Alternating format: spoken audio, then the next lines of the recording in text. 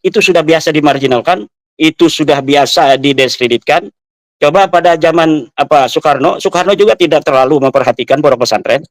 Pada Soeharto juga tidak memperhatikan pondok pesantren. Hanya Bapak Jokowi yang saya nilai, ini penilaian saya, kita boleh berbeda, itu memperhatikan pondok pesantren. Kalau tadi saya hanya minta maaf dari Trans TV, juga Pak Khairul Tanjung untuk meminta maaf secara langsung pada Kiai Anwar Mansur. Sekarang ditambahin, Kang Mas Yusuf. Jadi harus ada upaya hukum.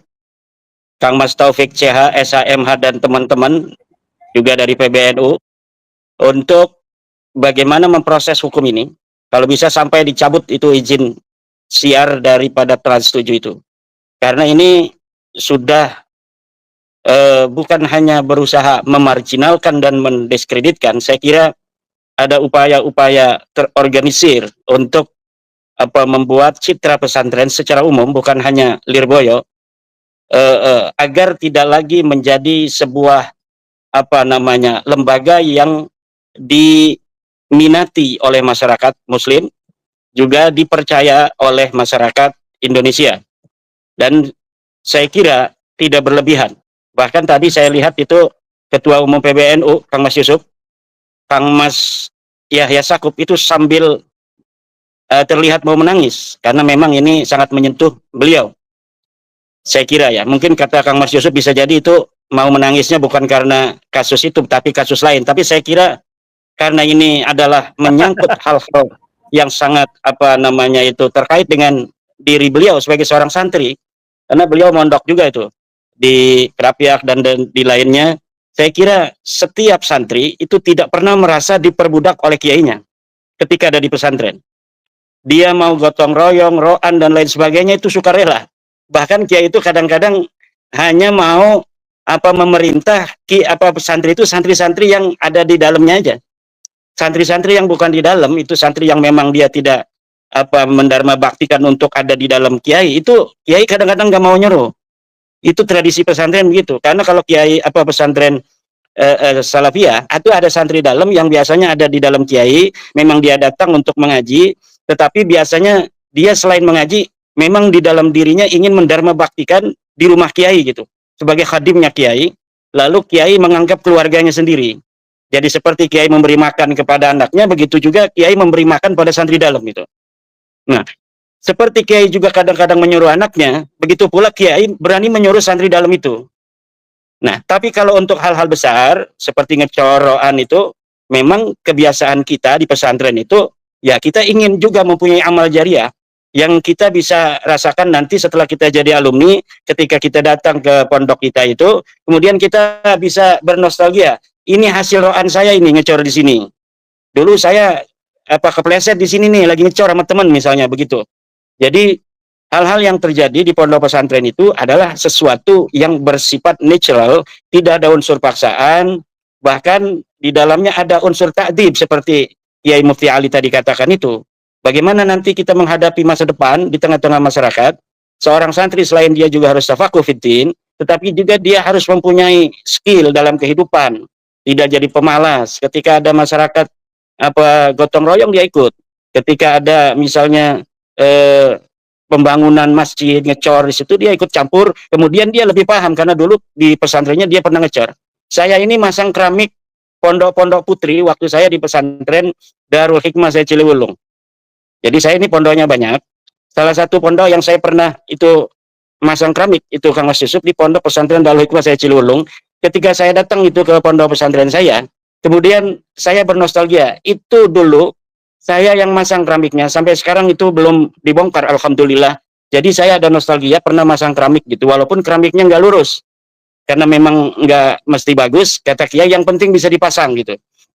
Nah, jadi hal-hal itu sama sekali Kiai tidak maksa, kamu harus ikut mengkeramik, memasang keramik, itu tidak. Karena di situ ada takdib. Dan Kiai Mufti Ali, Kang Mas Taufik CH, dan Kang Mas Yusuf, juga ini putranya seorang mursyid thariqah ini Kang Mas Yusuf ini. Sebagai seorang santri, saya tidak merasa khawatir min haitsuhuwa dari sisi pondok pesantrennya. Kekhawatiran saya itu hanya untuk dalam perspektif kita sebagai berbangsa, sangat tidak elok ketika ada golongan lain selain golongan kita yang mengolok-olok kita tanpa kenal diri kita. Kita golongan santri ini memiliki kemandirian secara historis dan genealogis. Ketika penjajah tidak memperhatikan kita sejak zaman kerajaan-kerajaan 1600, mereka menguasai berbagai macam kekuasaan-kekuasaan ekonomi dan politik. Pondok pesantren berdiri sendiri, tidak mau bergabung dengan kompeni Belanda. Kita mandiri. Kita tidak bantu secara pembangunan oleh pihak penjajah. Kita siap untuk bagaimana membiayai diri sendiri, mendidik anak-anak kita, mendidik santri-santri kita.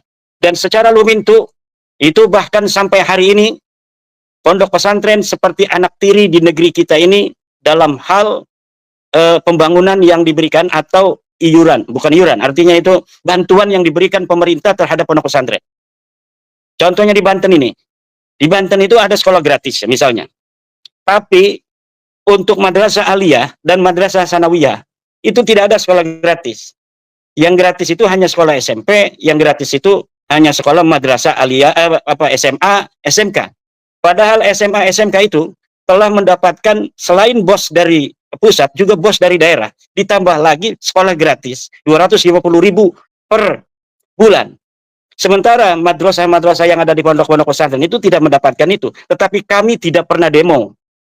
Kenapa? Karena kami sejak dulu diberikan kekuatan mental sebagai penerus perjuangan para anbiya, penerus perjuangan para aulia, penerus perjuangan para ulama, bahwa membawa agama ini harus dengan keikhlasan. Kita memegang agama ini, memegang ilmu-ilmu yang dibawa oleh para anbiya seperti membawa api. Kalau kita pegang panas, kalau kita lepaskan dia mati. Kita milih memegangnya walaupun tangan kita ini panas. Jadi silakan orang-orang yang berusaha untuk memarginalkan pondok pesantren, orang-orang yang berusaha ingin mendiskreditkan pondok pesantren, tapi ketahuilah, kami sudah biasa didiskreditkan, kami sudah biasa dimarginalkan, dan seluruh usaha-usaha Anda tidak akan berguna untuk kami. Tidak akan mempengaruhi eksistensi pondok pesantren. Karena sejak dulu kami sudah biasa tidak mendapatkan perhatian dari siapapun, tapi kami mampu melaksanakan kegiatan belajar mengajar, kami didik anak-anak kami untuk dijadikan orang-orang yang tafaqquh fiddin, berjuang demi agama, dan membawa api agama Islam ini sampai hari kiamat. Jadi usaha-usaha Anda, hai orang-orang yang ingin memarginalkan pondok pesantren, yang saya lihat ini indikatornya sudah nampak sekali, usaha-usaha memframing pondok pesantren, dari sisi ajaran, dari sisi akhlak, dan lain sebagainya, ketahui apa yang Anda lakukan tidak akan pernah berpengaruh apa-apa terhadap pondok pesantren. Pondok pesantren memiliki organ militan secara historis dan secara genealogis. Para keturunan-keturunan Wali Songo, keturunan para penyebar-penyebar agama Islam di masa lalu, yang secara lumintu memegang agama Islam ini sampai nanti hari kiamat, tidak akan pernah melepaskan agama ini. Tidak akan pernah melepaskan pondok pesantren. Tidak akan pernah melepaskan ajaran-ajaran dato-dato kami untuk senantiasa menjaga masyarakat Islam, untuk senantiasa beragama dengan agama yang benar. Agama dari Nabi Muhammad yang diwariskan pada sahabat. Agama yang benar yang diwariskan dari sahabat kepada tabi'in. Agama yang benar yang diwariskan dari tabi'in kepada tabi'in, kemudian kepada Imam Syafi'i, Imam Ahmad bin Hanbal, Imam Abi Hanifah, dan lain sebagainya. Kemudian kepada Muzani, Buaiti, kemudian kepada Imam Al-Ghazali, kemudian kepada Rafi'i, kemudian kepada Imam An-Nawawi, kemudian pada Ibnu Hajar, kemudian pada Zainuddin Al-Malibari, kemudian kepada Syekh Abi Bakar Muhammad Syatwa dalam I'anatul Talibin, kemudian kepada Syekh Nawawi At-Tanara Al-Bandani. Tidak akan pernah kami lepaskan apapun yang kalian framing terhadap pondok pesantren tidak akan berarti apa-apa buat pondok pesantren. Karena pondok pesantren telah memiliki organ militan yang akan membawa, yaitu adalah tadi yang seperti saya sebutkan itu, dan itu sudah biasa dimarginalkan, itu sudah biasa didiskreditkan. Coba pada zaman Soekarno juga tidak terlalu memperhatikan pondok pesantren.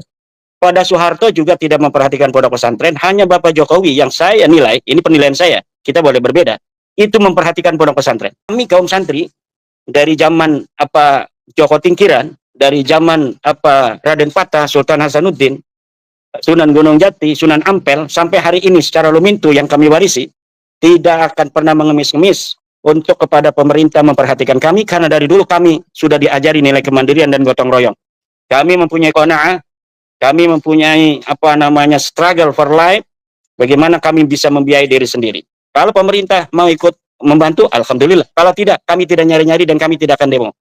Ada upaya-upaya memarginalkan hari ini kepada pondok pesantren, silakan saja.